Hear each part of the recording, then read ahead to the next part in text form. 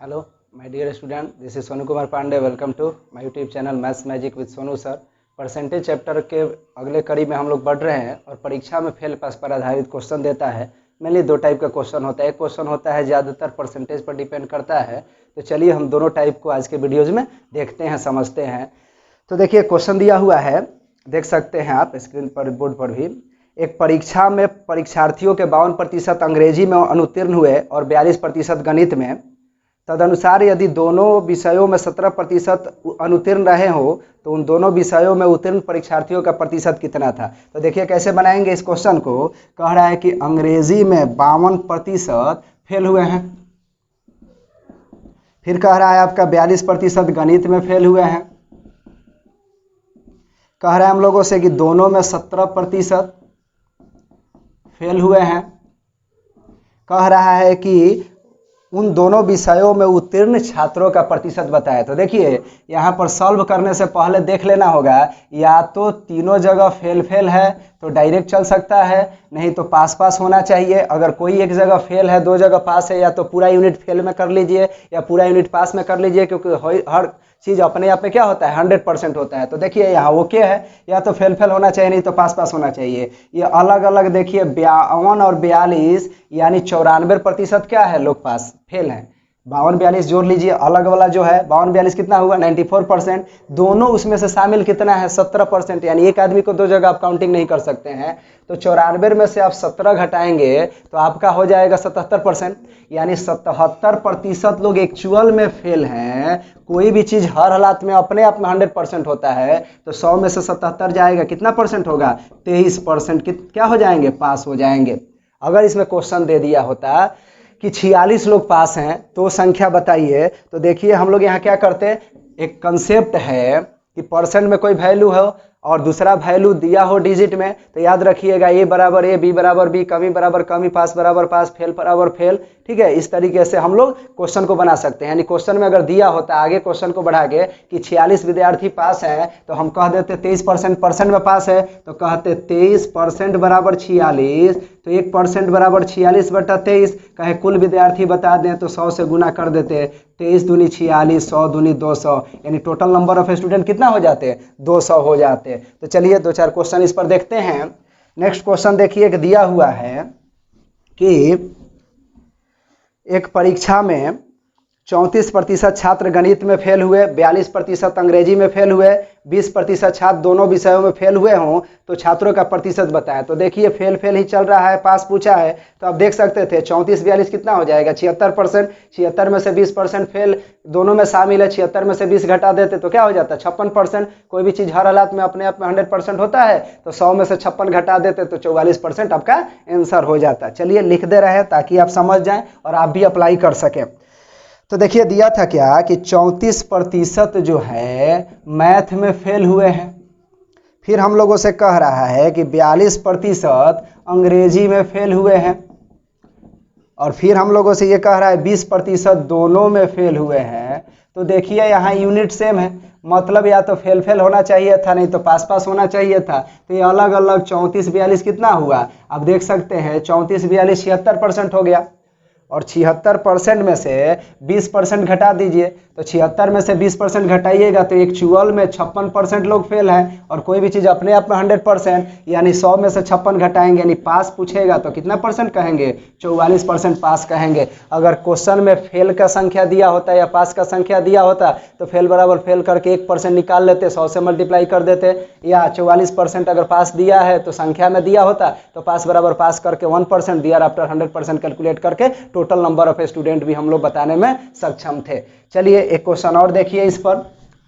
देखिए एक क्वेश्चन दिया हुआ है हम लोगों को कि किसी परीक्षा में इंग्लिश में 70% पास हैं और आपका 80% गणित में 80% गणित में पास हैं.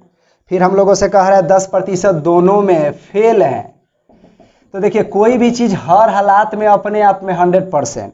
ठीक है, उसी कंसेप्ट को वैलिड करके हम लोग बना देंगे. कह रहा है कि 144 अभ्यर्थी दोनों विषयों में पास हों, यानी 144 क्या हैं, पास हैं तो टोटल नंबर ऑफ स्टूडेंट पूछ रहा है। तो देखिए मैंने आपको क्या बताया कि या तो पास पास होना चाहिए, नहीं तो फेल फेल होना चाहिए, तभी आप कैलकुलेशन को जारी रखेंगे। तो देखिए यहाँ पास है लेकिन यहाँ पास नहीं है। तो देखिए कोई भी चीज़ हर हालात में 100% यानी 10% फेल की जगह क्या कर सकते हैं आप 90% पास लिख सकते हैं। इससे पहले अगर आप चाहते कि मन कर रहा है कि ना 100 फेल में जाए तो 70 पास तो 30 फेल कह देते, 80 पास तो 20 फेल कह देते, तो फेल फेल के अनुसार भी बन जाता है या पास पास के अनुसार भी बन जाता। तो आप बनस्पत यहाँ देखिए, यहाँ 2 जगह चेंज करना था, 1 जगह चेंज करना था, विदाउट एनी हेजिटेशन आप चेंज करके 1 यूनिट में बदल के बना सकते हैं। तो देखिए 80 70 150% पास है, जिसमें दोनों में शामिल कितना है 90%। तो 150 में से 90 घटाएंगे तो आपको ये दिखा रहा है कि एक्चुअल में कितना परसेंट पास है 60% पास हैं। तो फेल परसेंट में पूछा होता तो आंसर कर देते 40%, लेकिन ये कह रहा है 144 को पास है तो संख्या बता दो, तो कहेंगे पास बराबर पास यानी 60% बराबर 144, तो 1% बराबर 144/60 गुने 100 हो जाएगा। तो देख सकते हैं 20 तिहाई 60, 20 पचे 100, ये कट जाएगा, 4 तिहाई 12, 6 चौका 24 यानी 40 पचे 200, 6 पचे 30 यानी टोटल नंबर ऑफ स्टूडेंट कितना हो जाएंगे 230। तो एक टाइप का क्वेश्चन हम लोग देख लिए कि क्वेश्चन में कैसे दिया हुआ है। इसमें 1 2 और क्वेश्चन देखिए, फिर सेकेंड टाइप को हम लोग देखते हैं। थोड़ा सा क्वेश्चन में चेंजिंग है लेकिन क्वेश्चन ऐसे ही सब बनेगा। तो देख सकते हैं एक क्वेश्चन हम लोगों को दिया हुआ है, कह रहा है कि एक परीक्षा में उत्तीर्ण होने के लिए 40% अंक लेने हैं। पास होने के लिए कितने अंक लेने हैं 40% अंक लेने हैं। कह रहा है एक विद्यार्थी 178 अंक प्राप्त किया, एक विद्यार्थी 178 अंक प्राप्त किया तथा 22 अंकों से फेल हो गया, 22 अंकों से फेल हो गया। पास होने के लिए कितना प्रतिशत चाहिए था 40% चाहिए था, यानी परसेंट में तो क्लियर है कि कितना परसेंट चाहिए था। कह रहा है 178 अंक लाया 22 अंक से फेल है। तो अगर अंक में पता चल जाए कि कितना अंक लाता तो पास हो जाता तो काम हो जाएगा। तो आप सोचिए आप 178 लाए हैं, अब 22 अंक से फेल है, तो 22 इसमें दे दिया जाए तो आप पास हो जाते। तो 178 में 22 आप लीजिएगा तो टोटल कितना हो जाता 200, यानी 200 अंक आता तो आप पास हो जाते। क्वेश्चन कह रहा है कितना आता तो पास होते 40%, यानी पास बराबर पास हो जाता, यानी 40% बराबर 200। टोटल पूछा है तो 200/40 गुने क्या कर देंगे 100, 40 पचे 200, 100 पचे 500, यानी पूछा था कि टोटल कितने अंक का एग्जाम हो रहा है आप बता देते। इस तरीके से क्वेश्चन आप देख सकते हैं, बहुधा क्वेश्चन पूछा हुआ एग्जाम में, यानी आप इसको सॉल्व कर सकते हैं, बना सकते हैं। चलिए बहुत ही स्टैंडर्ड 2-3 क्वेश्चन और मैं बताऊंगा आपको अभी, जो कि बड़े ढंग का क्वेश्चन है। जैसे देखिए एक क्वेश्चन हम लोगों को देगा, इस पर सीखिएगा। 3 क्वेश्चन होता है, मैं पहले क्वेश्चन रीडिंग कर दे रहा हूं ताकि आप अच्छे से समझ जाएं। जैसे कह रहा है एक परीक्षा में अधिकतम अंकों के 20% अंक प्राप्त करने वाला छात्र 5 अंकों से अनुत्तीर्ण हो जाता है। दूसरा छात्र जिसे अधिकतम अंकों के 30% अंक मिले उत्तीर्णांकों से 20 अंक अधिक प्राप्त करता है, उत्तीर्ण होने के लिए आवश्यक प्रतिशत बताइए। इसमें 3 बात पूछ सकता है, एक अधिकतम अंक बताएं, पास होने के लिए न्यूनतम अंक बताएं, और तीसरा पास प्रतिशत बताएं। तो देखिए क्वेश्चन जो देता है उस फॉर्मेट को हम लोग समझें। कह रहा है 20% अंक लाया 5 अंकों से फेल हो गया। फिर कह रहा है अगर वह 30% अंक लाता तो 20 अंक अधिक प्राप्त करता, यानी 20 अंक से पास हो जाता। ये क्वेश्चन का फॉर्मेट है। आपसे 3 बात पूछ सकता है, तीनों को यहाँ सीखते हैं, फिर 1-2 क्वेश्चन पर तीनों बात को डिस्कशन करेंगे। एग्जाम में कोई एक ही पूछेगा। एक आपसे पूछ सकता है ये कि अधिकतम अंक बताएं, डेटा ऐसे ही देगा, अधिकतम अंक बताएं।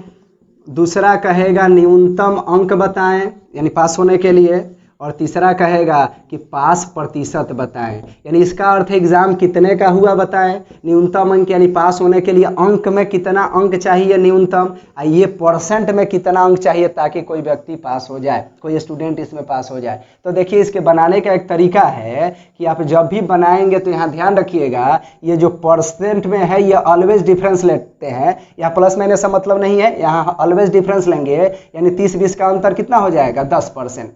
यहाँ याद रखिएगा same sign subtraction anti sign addition, यानी पास पास होता फेल फेल होता, यानी सेम साइन होता तो subtraction anti sign addition is equal to the difference of the percent.